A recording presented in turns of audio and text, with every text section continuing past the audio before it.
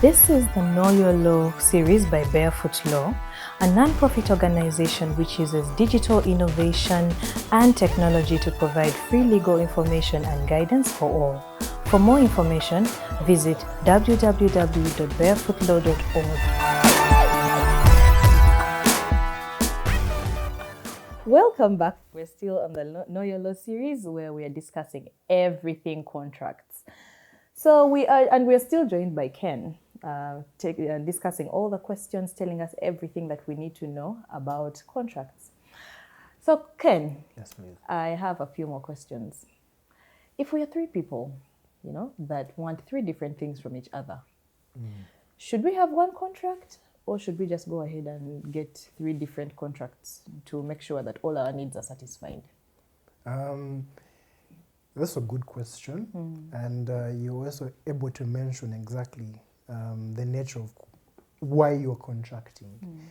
If you want three different things from one another, it would specify that you actually have three different contracts. However, in the instance that the three of you have similar interests or particular things you want from one another, or are in the same transaction of getting benefit, then one contract will be enough to cover all your interests. For example, if let's say me and you are known to one another, and I want you to assist me design a very good plan for my house.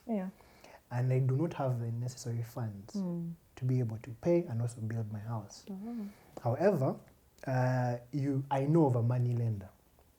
Okay, I can approach the money lender, express my interest, and the money lender may also request to actually see you to prove that actually the transaction is going to be carried out as I'm saying. And then the three of us meet. I borrow money from the money lender, the money catering to you, getting a payment for your design for my house, and then also having the house built. In that way, our interests are similar, and all of us are deriving a benefit from the similar set of transactions. However, like we started, if we are three individuals, including the money lender, and the money lender has an interest, I have an interest for borrowing the money, you have an interest which is incidental to money but not specific, then we may need separate agreements. I may need to have a contract or an agreement with the money lender. I may need to have a contract separate with you to distinguish the interests involved and the things we're benefiting from. Yes. Okay. Ken, my name is Lamuno. Yes. I am a Choli. You are? I'm a Uganda man. Kasozi, Muganda. Yes. Perfect. If we want to write a contract, but me, there are some words that I know in a Choli. Yes, that you want. That I want to put in the contract. Yes. And then someone else, their words might be in Uganda, where they have a word that cannot be translated into English. Yes. Should every contract be written in English, or we are free to use any language? No. Oh. All individuals are free to use any language in regards to contracting, as long as they understand that language amongst themselves. So, for example, in Uganda, English is the official language, okay? But it doesn't mean that all contracts should be in English. The individuals contracting, however, should be able to have a language in common. You could be a Choli, I could be Kasozi, a Muganda, but I could understand a Choli. Okay? In that way, the words you want to have represented in the contract, I will be able to understand. And if I'm able to understand those particular words or those particular phrases that you feel will cover protecting your interest in the contract, we can have the contract in a Choli.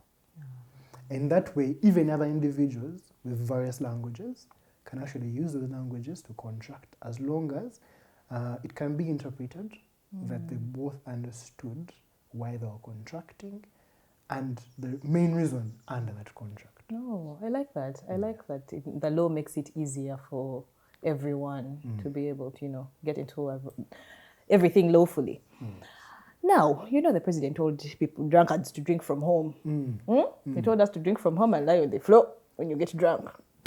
Now, if I'm in that position on a Friday night when, we've drunk and very drunk, and I want to get into a contract, I pick up the phone and call Mr. Kasozi. I want to get into a contract. Yes.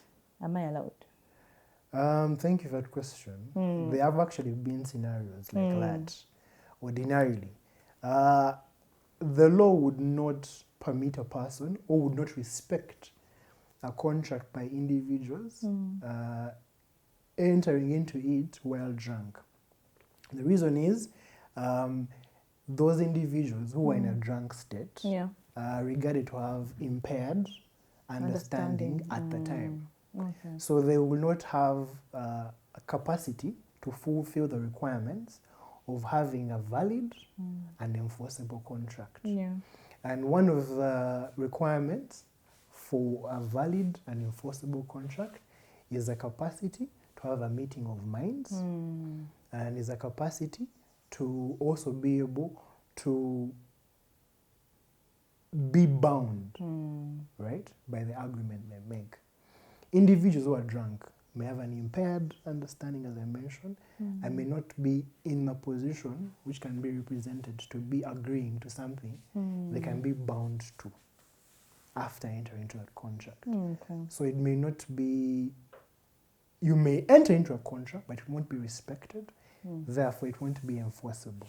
So there's a part of understanding the definition of a contract they will not be able to fulfill, which is enforceability of that contract. Oh, perfect. Which I think saves us a lot, because there are sometimes when you drink and you wake up the next morning and someone asks you, remember you told me this, and you say, what? When? How?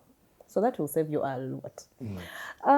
Ken, if I can't read and write in any language possible, how do I then make a contract? Is it possible for me? Does it mean I cannot get into a contract? Yes, you can get into a contract. For starters, even when you can't read and write. Contracts, as mentioned, can be written or unwritten. That's the first starting point. So even if you can't read and write, you can qualify to make an unwritten contract for starters, because you have an understanding and you have an agreement with an individual that you are agreeing to be bound to, and the particular contract will then be enforceable. Okay. So that way, you can enter into, first of all, unwritten contracts. Okay. You can also enter into written contracts in a circumstance where it can be clearly understood that the terms of this contract were read to you. And you understood the nature of the contract, as well as understood the obligation you may have to fulfill. After these words being read to you and you agreeing, you may also use a thumbprint for the benefit of acknowledging to this particular contract. Okay. Different from using a signature, either in your small letter being written out or a particular representation of that. Okay.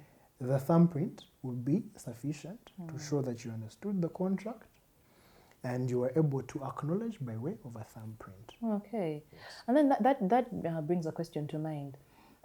People that are deaf and blind, how do they get into contracts? People who are deaf or blind. Or blind, yes, or blind. Oh, because those ones may be easier for me to explain. It may be a little bit technical for a person who is both deaf and blind. Because the available capacities for a person who is either deaf or blind. A person who is deaf still has a representation of being able to show he understands the environment he's in and what he's particularly agreeing to or contesting. Okay. By particular ways maybe of non-verbal language or just being able to use sign language. You say, I am not agreeing to this. And as such, even a person who may be blind may have an opportunity of using what they call a braille, Yes. which is different from the ordinary use of a hand to write a contract.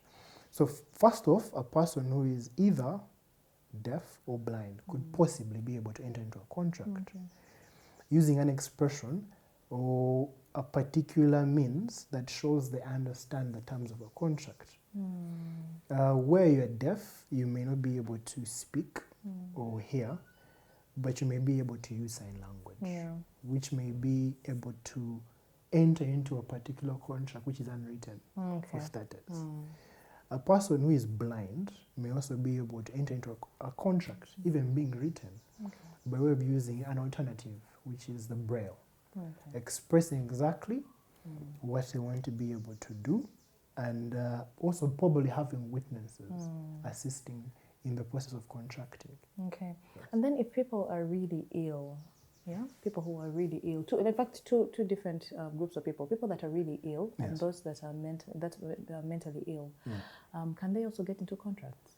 Ordinarily, these are individuals who are not expected to enter into a contract, who may not enter into a contract as a general rule, being that their understanding, yet again, may be challenged, or they may not be in the right kind of mind frame to have a meeting of minds with another individual or group of individuals.